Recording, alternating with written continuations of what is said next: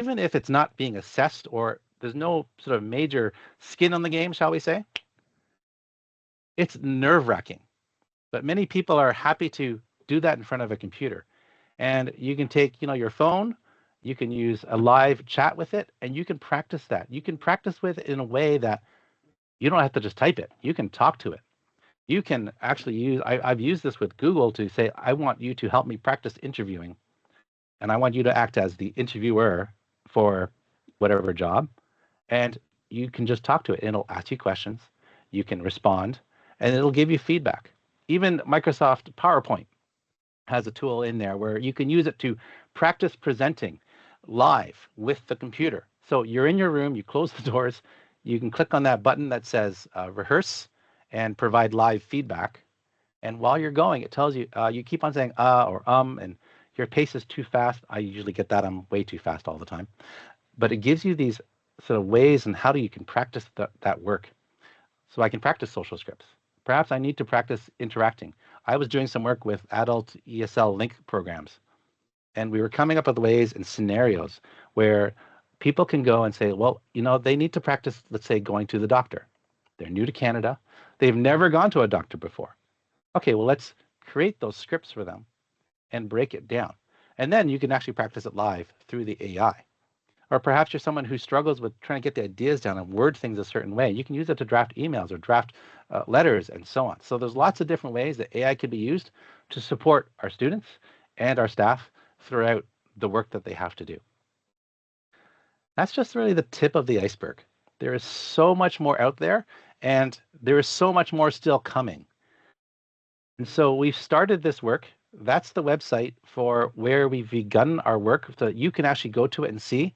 That's live. The resources are there for you to see. The suggestions are there. And as we continue to grow and understand more, as AI continues to adapt and change, we will continue to update this website so that you can still keep on learning alongside of your children at home. And we were doing this for the staff so that they can stay abreast of it as well. So I hope that gives you an overview of sort of where AI is in York Region at this point, and I will pass it back to you, Chair. Thank you. I mean, I find it fascinating. I do have a couple things, but I'm just going to turn it over to our members. I know some people have trouble finding the chat button, but if you can't find the chat button or anything, just wave your hand and hopefully somebody will see it and you can jump in. Is there any, I think there's a lot of food for thought, which is what Sue just put in the chat, an awful lot for people to think about.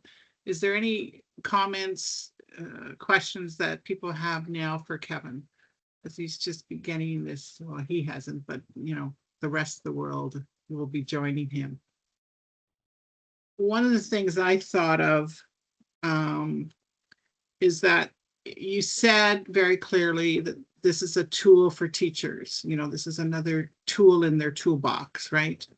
And so I'd like to see how this will connect to the IEP. So for our students, they have an IEP, most of them. And so how can we look at ways of doing that? The other part of it is that executive functioning skills is one of the areas that so many of our students with disabilities lack, and really need to be taught those executive functioning skills. So when we know that AI is a critical, they have to understand critical thinking, but to get there, we really need to understand and break it down for our students with exceptionality. So I see perhaps a bit of a challenge there, and I'm sure Wendy and her team will figure out a way of connecting that to us as we move forward.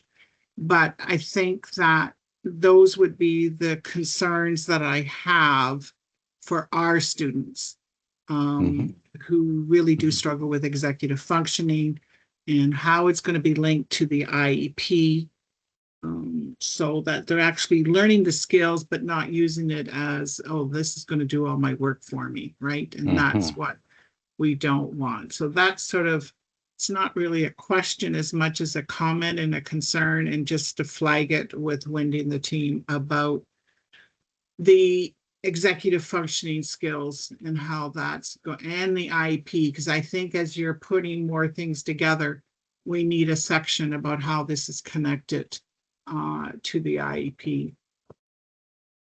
And I'm looking here, I'm seeing a couple people who have a question. So before I turn it over to them, is there any comments you wanted to say, Kevin, to what I said before I turn it over to Sue Walters or Sandy Ho?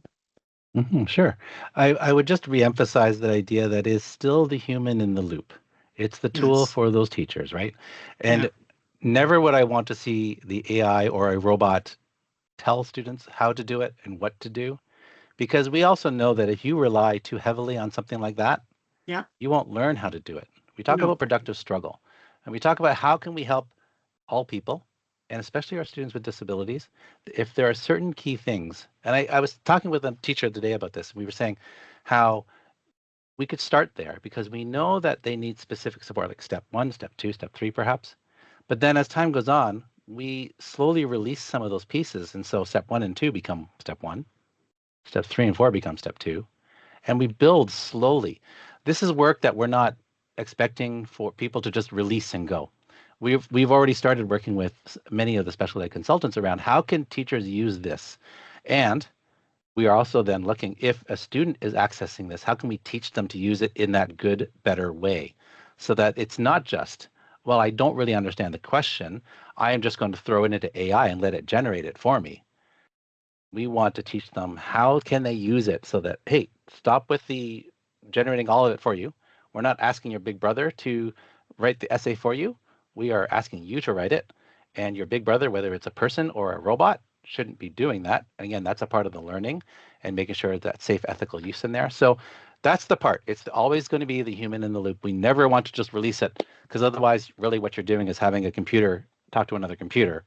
Yeah. And the children aren't learning anything at that point. So, And I think for our specific students, and especially thinking about our kids with learning disabilities who struggle big yes. time with the Yep. executive functioning skills. So thank you. Turn it Yes. over to Sue Walters. Yeah, thank you so much. What an interesting presentation. And I started out feeling, completely at sea about this. Like really, it's something so new to somebody as old as me who's not used to the whole AI idea.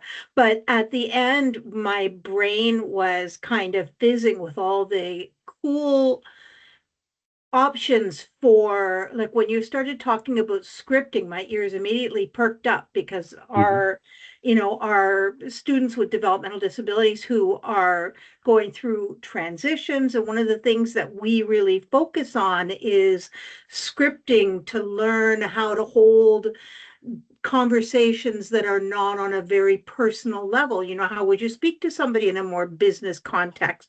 How do you make a phone call? How do you write an email? And that is something that just has so much potential. And I want to point out that, it's not just our special education students who don't understand how to do these things.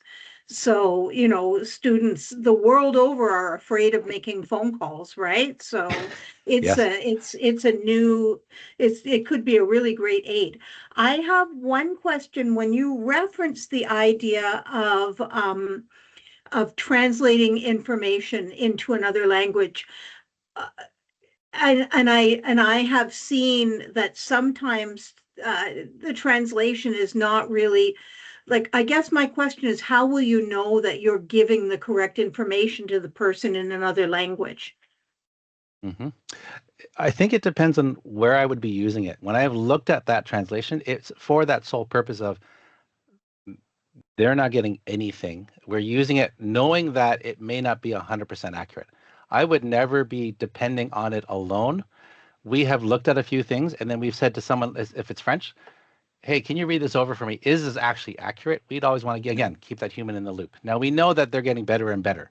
I'd still say they're not perfect, My wife can look at some French things and you're like, yeah, I wouldn't quite say it that way. And we know there's nuances in language too. Plus, there's also the, the little sometimes jokes that we have or the inside jokes and the things that we say. It doesn't always capture, it can't capture that because it's not part of the regular vernacular that's in the tool. So we have to remember, we need to remember that human. So it might be a starting point, but it's not the all and end all. And so I would always be careful with that. I would never be sending something out to the community that I've just translated using something like that too. But for the ability to get access to make it more accessible now, at least it's a starting point. Yeah, it definitely is. Thank you very much. You're welcome. Thanks to Sandy Ho. Thank you so much, Kevin. And as a linguist, I watched this with a very interesting point of view. But I had two questions. The first question might have been just, I missed it as I was taking notes. You mentioned that AI it was a human rights issue. I didn't quite capture all of that. Do you mind like adding a little bit more into it? I realize that you might have actually mentioned it and I just didn't capture it. What did you mean by that? Well, so I'm trying to go back to my slide just for my notes in there. But when I think about that idea that, just finding my point here.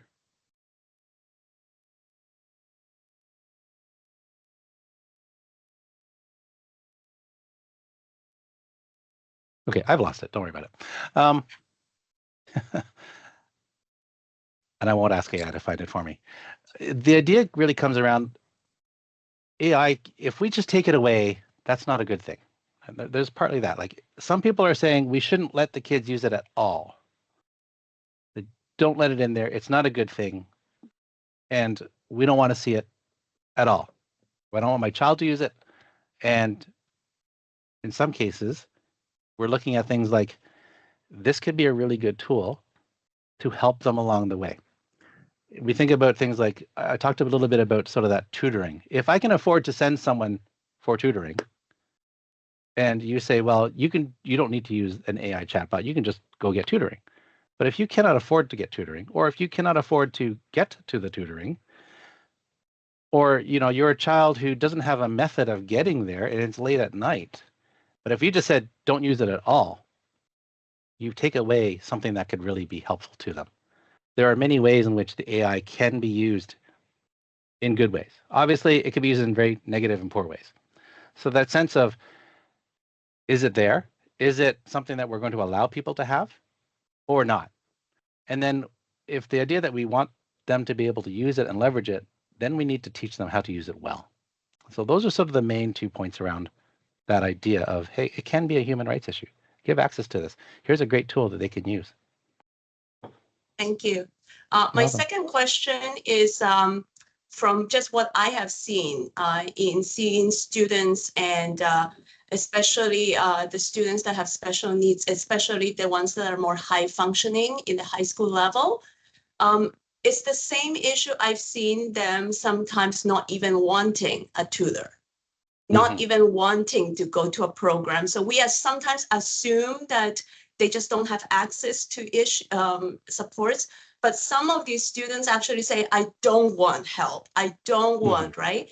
And so my question is, are we as a board now embracing and saying part of this reality in the future is that we are trying to not just leverage AI, but this is part of their reality now, right? And if that is the case, my question is, what I've noticed is it can become addictive. It can become, because it's easy. It breaks it down for me.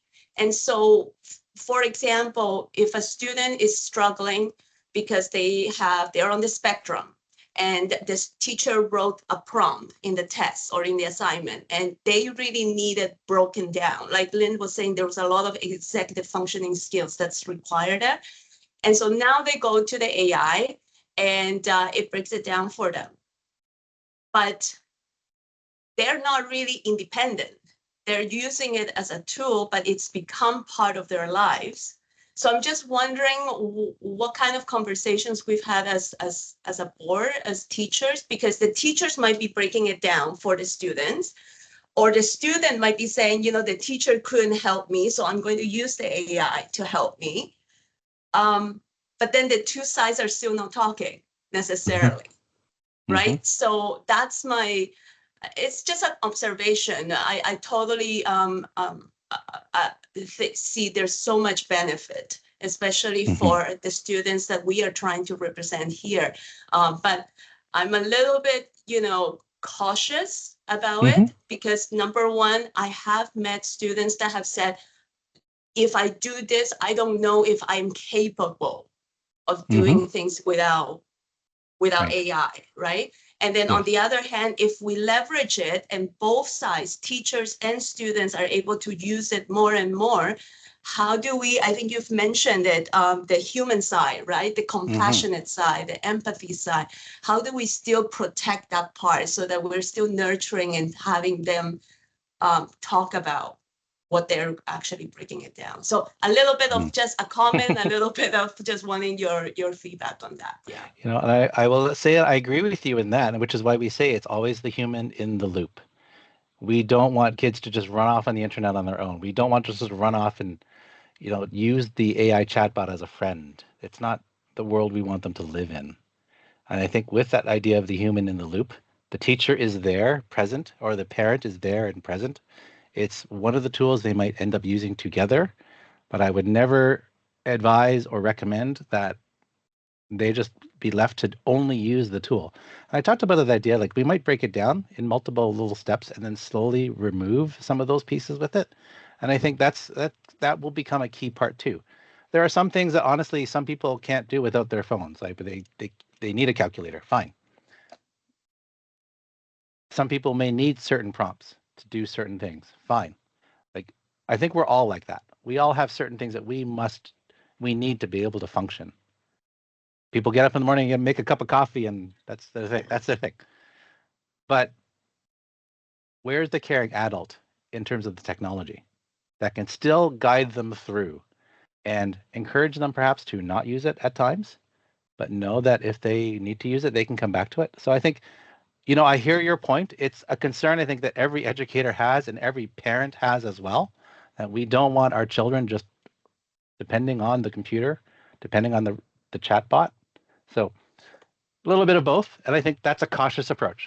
It's an interesting space. Yeah, it's an interesting space where we're in, because I think we've gone even in the last year from kids being very scared to even say I use the AI, right? It's God forbid you say you used it for anything, to now we're saying, you know, maybe independence, that if the goal is for them to become independent, independence now is defined slightly differently, right? Just like you said, yeah, like what independence means and looks like in this generation might be a little bit different. It might be. It might be.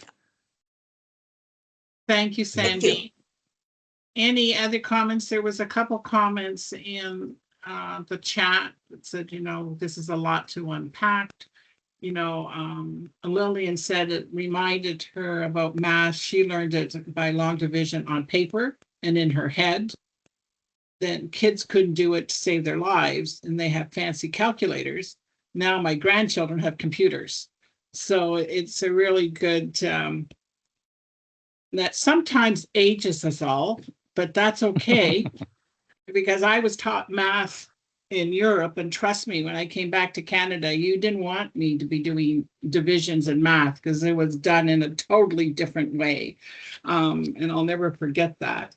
But I think, you know, you've given a lot of people to think, you know, things to think about, you know, staff to think about how this will have to be carefully integrated into our IP strategies and our tier 1 and tier 2 and tier 3 approaches. And I'm sure we'll be having you back at some point, Kevin, as you gather more information and more research. I do have one last question, and I should know the answer, but I don't.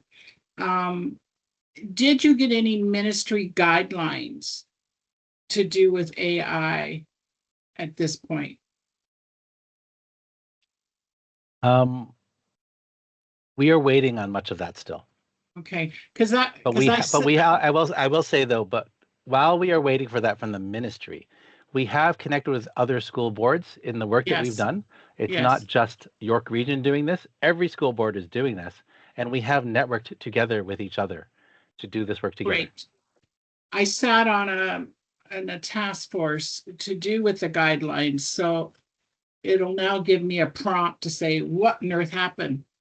You know, to my time sitting on, I couldn't even believe they asked me to sit on it. A person whose technology is not one of my perfect, but it was more to do with the knowledge of special ed, of what to do for our students specifically. So, all right. Well, on behalf of SEAC, thanks for giving me your time tonight and giving us some more information about AI, and I'm sure it will evolve as we move forward. So thank you very much. We really appreciate your help. Thank you.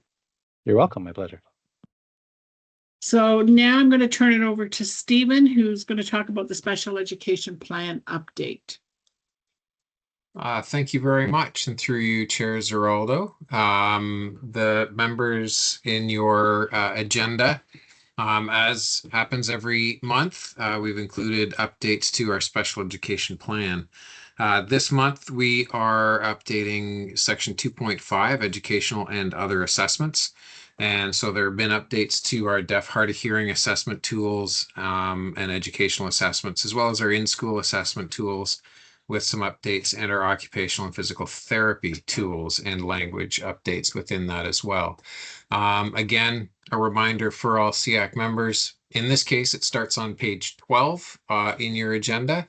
The first version of the changes comes through. You will see that the changes have been tracked, so you can see what has been modified, and then starting on page 44 this month is a clean copy, if that's how you would prefer to read through section 2.5 as we propose it to be included in the special education plan. If you have any feedback, having reviewed those changes, please pass those on either to Chair Zeraldo or through Lori Davenport or myself, and we're happy to receive those. And we greatly appreciate all of the feedback that we get whenever it comes up. So once again, thank you very much, and we look forward to your review and thoughts on the changes that are being made. Thank you, Stephen.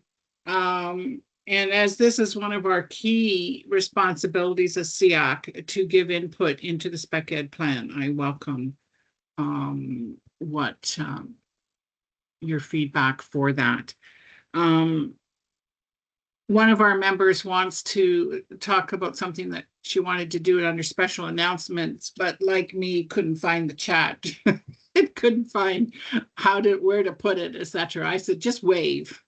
We'll find her. So Jennifer, from our Down Syndrome Association, I'm going to turn it over to you for a second, and then I'll come back to you, Trustee Butterworth. So go ahead, Jennifer. Hi, everyone. I just wanted to share information about World Down Syndrome Day. This year, it will be obviously on March 21st. However, it's going to be during the March break. So some schools are choosing to celebrate once they get back on March 23rd. I'm going to drop some information in the chat. Every area is going to celebrate in their own ways.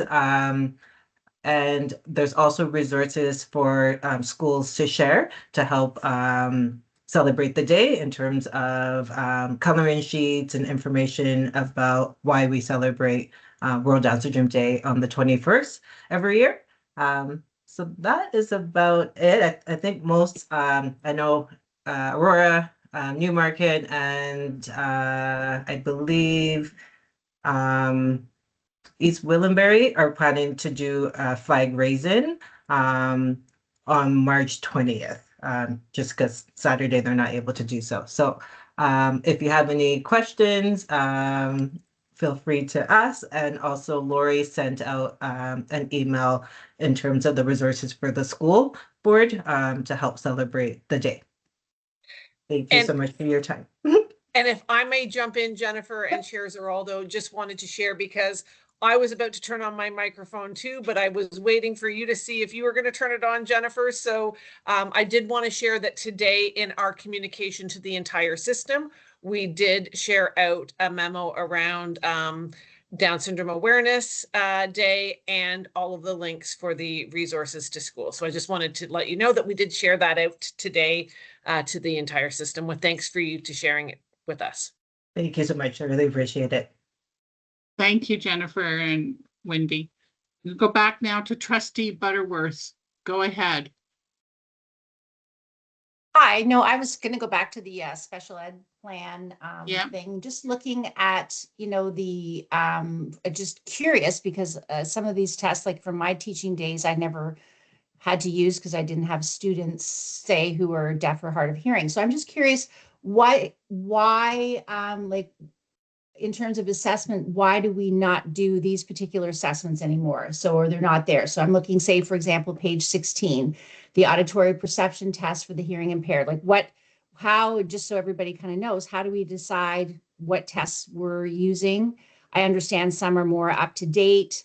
You know, the Wechsler, for example, there's a 2024 version now, which is great. But, you know, what's the rationale on some of these? Just curious. Thank you.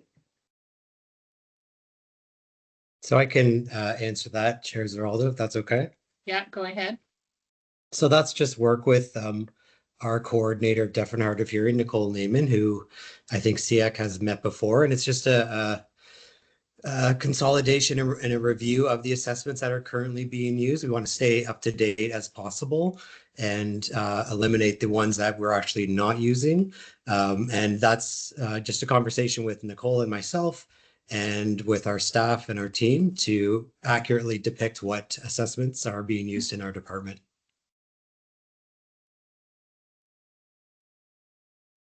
Okay, and do we also like just, you know, again, curious, like do we look at you know, I don't know if we get reviews on different tests or whatever, but do you get you know, checking with other people who, you know, not just within our board, but say outside our board? Like, are there tests that you can look at that other people who are, say, dealing with children? I'm not just focusing on deaf and hard of hearing. That's just the one I sort of picked, you know, first off.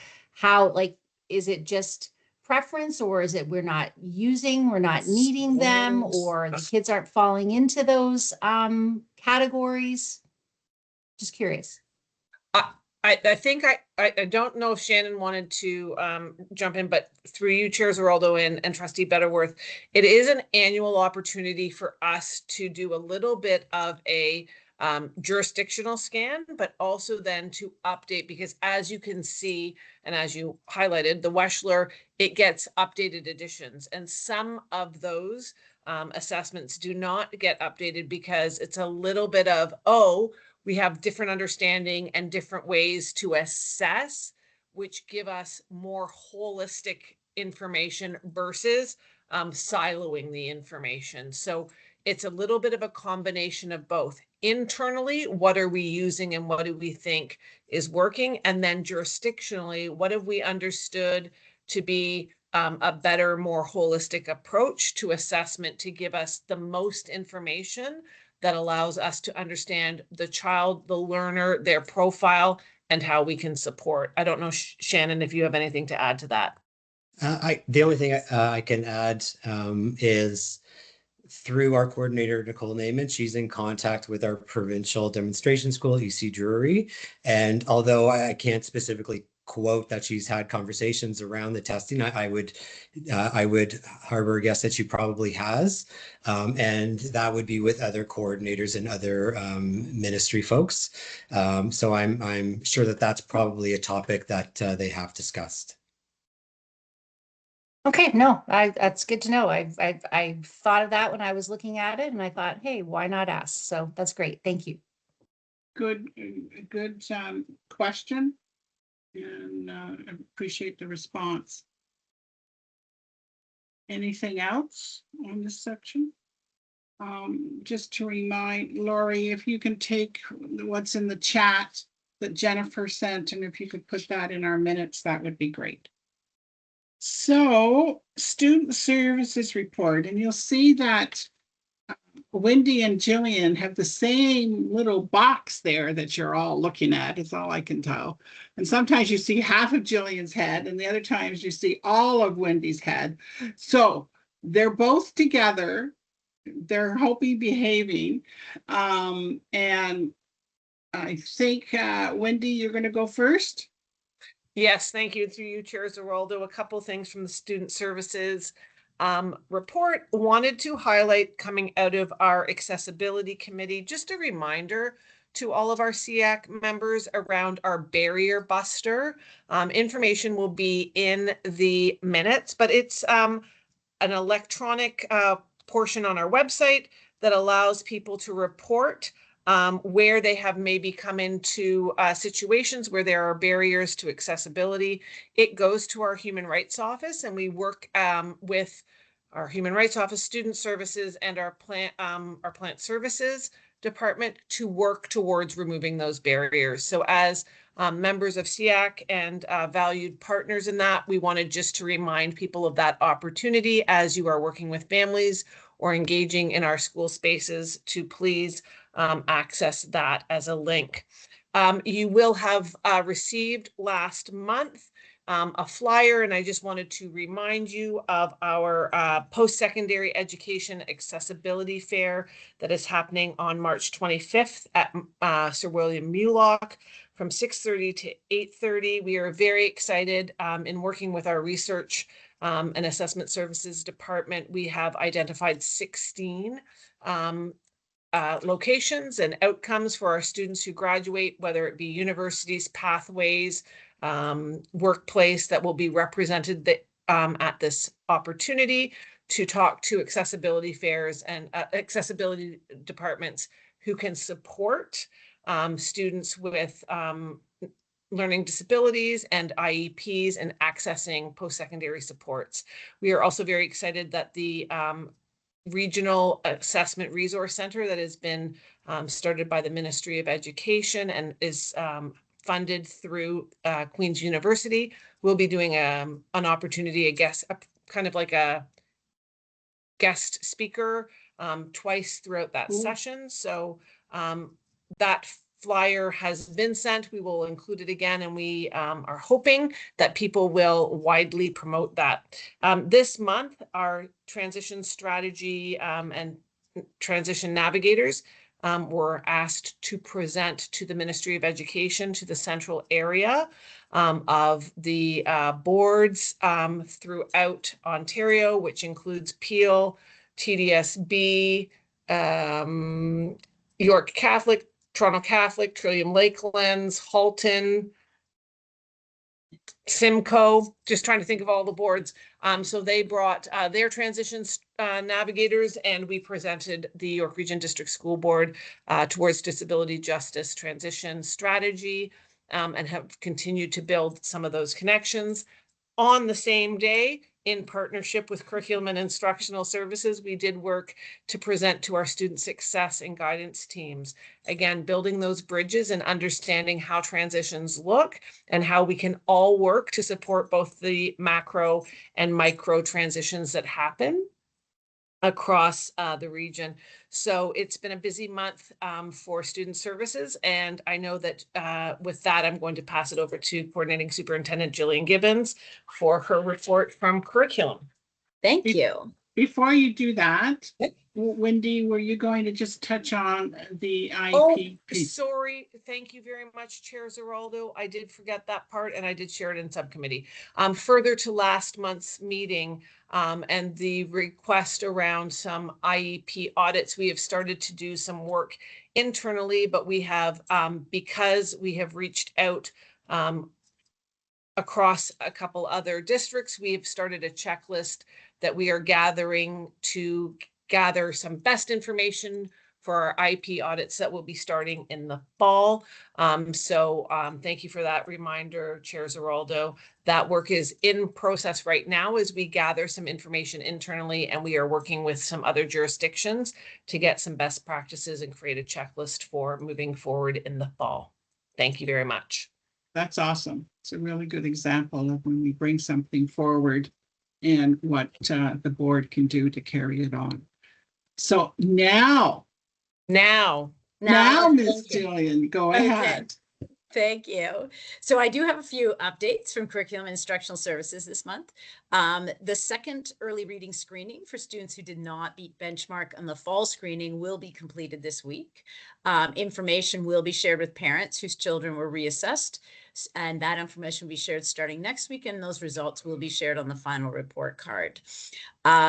Some may have heard the Ministry of Education announced the release of the revised history curriculum for implementation in the 2026-27 school year. So some of the updates included new mandatory learning on the history and contributions of Black Canadians in grades 7, 8, and 10 history, and some expanded grade 10 learning on the Holocaust, rising anti-Semitism, the Holodomor, and extreme political ideologies. So the updated curriculum is now available on the Ministry of Education's Curriculum and Resources website, including sections on support for educators, which is really done through webinars and resources. And there are also parent overviews. So as parents, if you're interested, there's lots of information and quick links to give you an overview of it that's in more sort of parent-friendly language. The February release of the updates is going to help us because we can prepare for September and embed these in any of our upcoming professional learning opportunities where it makes sense, between now, the ones that we do between now and the end of the school year. And so finally, very excited on the Learning Together, Experiencing the Joy of Kindergarten, which is a free family-focused conference designed to support children and caregivers as they prepare for the transition to kindergarten. And this is occurring this Saturday. And so it's offered in partnership with community organizations. The conference includes a virtual learning session for adults and an in-person play-based experience, which is the one happening Saturday, for families and children. Participants get to explore what to expect in kindergarten. They can build connections with educators and with community agencies, and they get to engage in joyful learning experiences together. So the conference really emphasizes relationships, a lot of shared learning, and really trying to create that positive, welcoming start to school. And there are a number of community groups that come to our community organizations that support children, all children as they progress towards entering kindergarten, entering our school system. As well, we have opportunities to see what a kindergarten classroom would be like, as well as some of the strategies we use to support students when they are sort of overwhelmed. They can see in the classroom the setups that we have to support all of our students as they transition, because the transition to kindergarten is a big move for kids. So this is an exciting time for parents to really see what it's going to be like in our classroom. So we're very excited about that happening on Saturday. And, you know, as always, curriculum is a very busy place. It sure sounds like it. Any news on the financial literacy? So nothing came out about financial literacy at this point. A recent meeting with the ministry said it is still coming, but they didn't have a timeline for that. Thanks. All right. Now this is the time for members. If you have any successful practices or challenges that you would like to bring forward to the attention of all of us. Is there anyone that has any successful practice or challenge that they'd like to bring forward? If I remember, Sue Walters, that's right. Go ahead, Sue. That's me, yes. Thanks, Madam Chair. Over the past week, YSSN received two very different inquiries from caregivers about challenges they were facing and looking for assistance. And I'm happy to say that I was able to pass those inquiries on to Wendy Howes, who has been really helpful in getting things moving in ways that will address the caregivers' concerns and hopefully get both things working well. So it's been a really busy week, and it's nice to have parents feeling supported. Great, thank you, Sue. Any other comments on successful practices or challenges? I think at the last meeting, we asked you if you were getting questions from your families to do with IEPs, etc., to let us know. So that is still on the docket, that if you do get a lot of queries about that, to sort of let us know. And what sort of are the queries about? And that will help staff as well. I don't see anyone waving at me. Nothing's in the chat. Nothing's on the speaker list. So I think we can move on to the report from the board, and Trustee Butterworth will be doing that. Go ahead. Yes, thank you. So at the February 10th, 2026 Learning, Equity, and Wellbeing Standing Committee meeting, trustees received an artificial intelligence in WIRE-DSB information report. And the report shares an update on the integration of AI at WIRE-DSB. In February, the digital tools Gemini and Microsoft Copilot were introduced for student use in grades 7 to 12, which we kind of heard about that already this evening. In support of the integration of AI in our learning and everyday environments, the WIRE-DSB has, for example, engaged in training for staff, used AI tools to enhance accessibility and support diverse learning needs, and developed family resources to support conversations about ethical AI use, digital well-being, and strategies to foster critical thinking at home. And Kevin really highlighted that tonight in our presentation. Kindergarten updates, the information report. So the report shares background on the updated York Region Early Years Strategy, and the strategy will be shared with the system starting in May 2026. At the March 3rd, 2026 board meeting, trustees received a director's information report, which focused on the following information. So again, AI tools. Students and families are invited to attend the Post-Secondary Accessibility Fair, which we've already talked about, hosted through collaborated efforts of WIRE-DSB and York Catholic District School Board, and how the event is supported through recommendations within our transition strategy towards disability justice. Families and community members are invited to participate in the annual budget consultation process through an implementation of a survey opening on March 24th. And Caring and Safe Schools, in collaboration with other departments, is preparing release of a tip sheet and professional learning resources for elementary educators focused on proactive and responsive strategies to support positive classroom behavior aligned with bias-aware and trauma-informed progressive discipline continuum. And all of these reports will be shared with committee members following the meeting. That's it. Thank you. Great, thank you so much. Policies update. So as you all know, we have input into the policies of York Region District School Board. The two policies you might want to look at at this point is policy 152, which is on the severe weather. And we determined in the subcommittee, we have no control over the weather.